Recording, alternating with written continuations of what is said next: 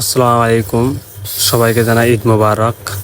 তো আজকে আমি আপনাদের মাঝে আমাদের ঈদগাহের যে কেনাকাটার যে আমরা ছোটোবেলায় যেখানে এসে কেনাকাটা করতাম, তো তার একটা ভিডিও করা খুব ইচ্ছে ছিল। তো আজকে তাই করে ফেললাম। দেখুন এখানে অনেক খেলনা উঠছে, তো যেটা কিনা আমরা ছোটোবেলায় সচরাচর সবাই আসতাম, সবাই খেলনা কেনার জন্য অনেক বাবা মার কাছে অনেক বায়না ধরতাম। দেখুন হয়তো এখন অনেকজন এগুলো মিস করতেছে।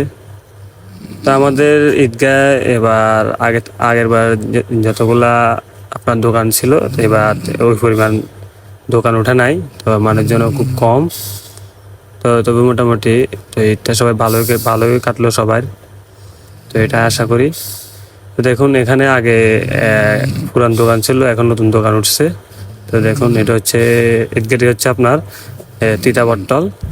তো যেখানে আমরা দুই এলাকার মানুষ 6 নং ওয়ার্ডের সবাই মিলে আমরা এখানে ঈদ উদযাপন করি।